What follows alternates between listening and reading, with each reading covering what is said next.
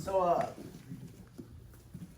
there's a few variations of this one. I'm going to show you the one that I do the most and that was shown to me. Crutch will be familiar with this pass. Most of you guys know it from me, but Aaron used to do this to us. He always called it the low posture pass. Over the years, I've heard it called São Paulo passing. So you'll either hear me call it low posture or São Paulo. Cool. So, it would be great in a perfect world if I could just do old school hands in the hips, you know, break the guard, my knee comes up and pass. If you find someone successfully doing that at any high level stuff, please get that video for me. I want to see it, and I want to see how they're doing it.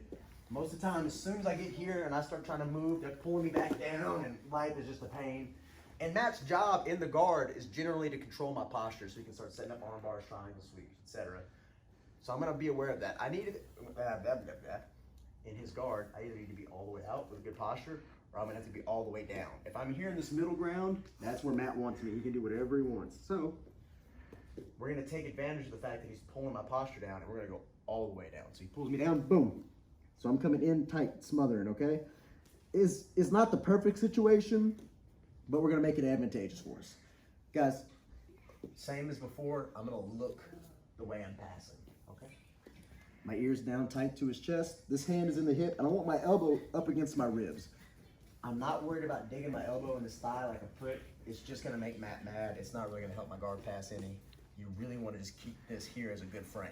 You start doing all this stuff, it works on white belts, but I don't really care about passing white belts guard. I want to pass black belts guard. So I'm not worried about doing dirty stuff. I'm worried about doing it right. Does that make sense? From here, guys, so I have a good hand on the hip. My elbow's up against my ribs. It's framed tight. This hand, I get a good underhook. I grab his shoulder, and I pull my elbow down to my hip, like so. Everybody see that? So he was here. I'm pulling my elbow to my hip. It's going to be a lot stronger with my elbow closer to my hip than if I just leave my underhook way out here. I'm not saying this isn't a good underhook. Actually, I am. I am saying it's not a good underhook. Pull your elbow to your hip. Now, all I'm going to do, guys, is I'm going to straighten my leg, get on my toes, and I'm going to start walking Matt's hips toward his head. Right about here. It's super uncomfortable. Now, they're going to try and roll you backwards and take your back, so what you need to make sure you have, I don't know if you guys can see, my bottom foot and my toes are in the mat. I'm not here. If I'm there, bad things are going to happen. If I'm here, I ain't going nowhere. Now, see how his ankle is resting on my thigh? I need to move this way. Can't do it. Straighten your leg. I encourage you to push it down and go ahead and get the full pass. If you can't, you're going to end up in half guard. You're going to have to pass the half guard. So, boom.